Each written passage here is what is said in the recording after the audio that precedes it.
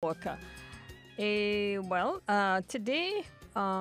folks here in Trinidad and Tobago learned of this December 1st letter, but perhaps I'm getting a little ahead of myself. Let me introduce the person I have on the line. Let me say good afternoon to Dr. Bishnu Ragoonath. He's a political scientist and he's a senior lecturer in government at the University of the West Indies. Good afternoon, Dr. Ragoonath. Good afternoon, Ms. Herbert. It's a pleasure to be on your show. Thank you so much for joining us. This situation has unfolded. Did it, in fact, unfold today with this letter dated this media release dated December 1st?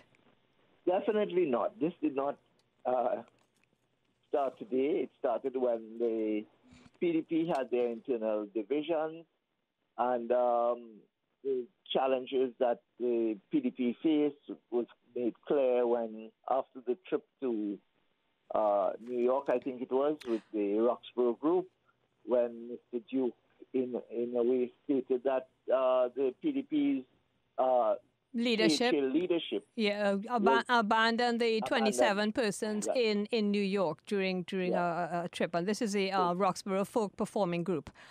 Yeah. All right. So there was a week-long time of a back and forth between Mr. Duke and the THA chief, Farley Augustine. And on September 15th, Watson Duke resigned as the Deputy Chief Secretary of the THA. Yes, he resigned, and at the same time, I think he dismissed his deputy political leaders in the PDP.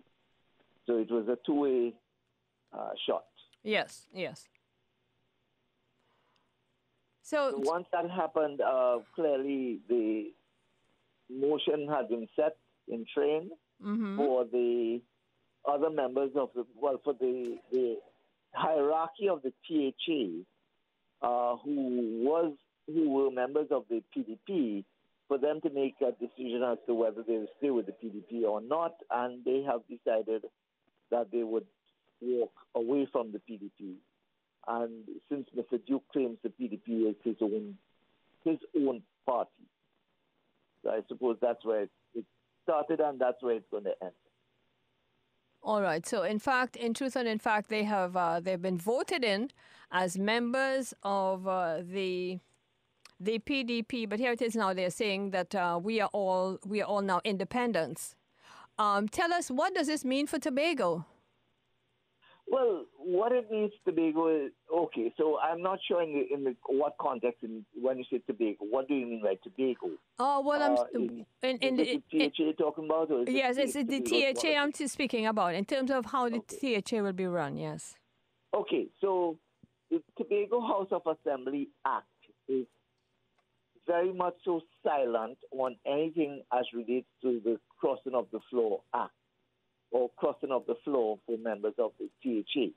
In fact, the Act does not really speak about political parties until way down past when they talk about the elections and vacating of seats and so on.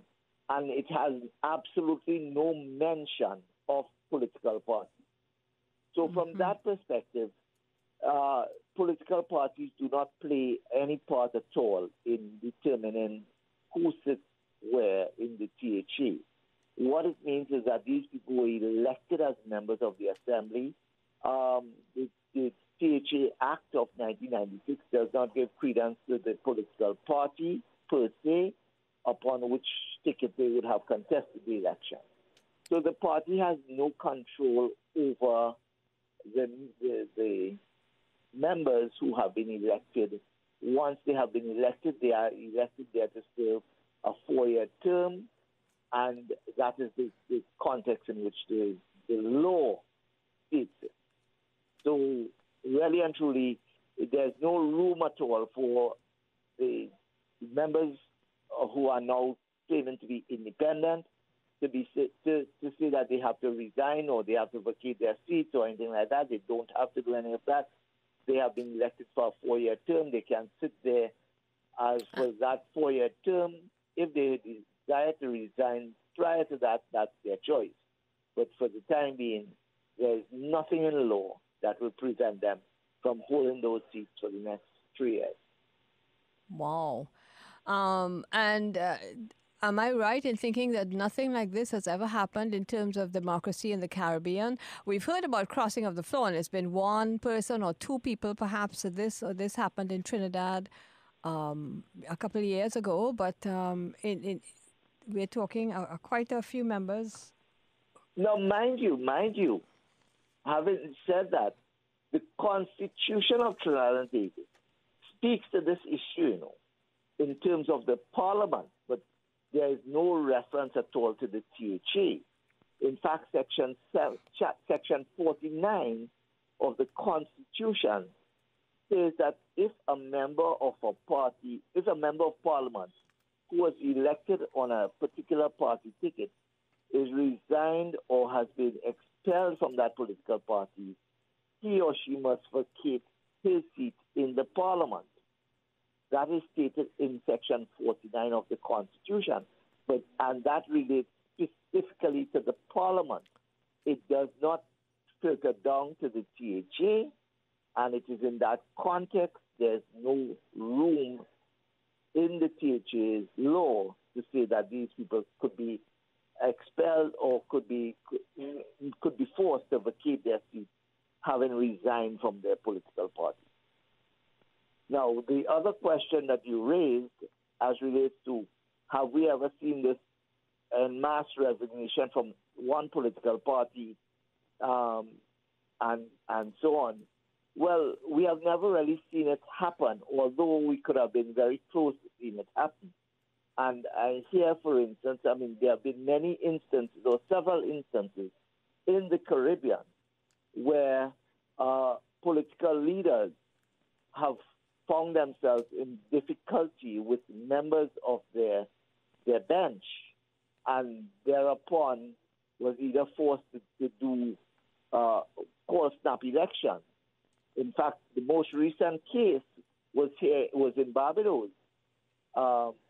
within the last year when Prime Minister Mia Mottley called a snap general election in Barbados because she realized that she had to replace several members of her bench when she felt that she had lost confidence in them, and they could have probably have voted against her.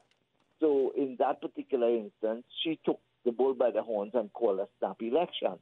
We may even recall that there were concerns that way back in 2010, I think it was, when Prime Minister Manning called the election in Trinidad, there were concerns as to whether or not he was able to control his entire bench, because his bench was tenuous at the time and had two or three members decided not to vote with his party. He could have lost a no confidence motion. So in that context, he may have decided, well, look, it's time for me to call a snap election. But that is where we have come close to it. We have never reached this stage where we have had this mass resignation, as it was, from one political party, and where members decided often to sit as independent members. Well, we certainly appreciate your giving us that clarity on the situation in Tobago. Dr. Bishnu Ragoonath, thank you, political scientist and senior lecturer at UWI. Thank you so much for talking with me. I'm sure we'll be chatting again as if anybody contests what's happening or there are further developments on this story. Thank you very much for chatting with me today. It's been my pleasure. Okay, thanks so much.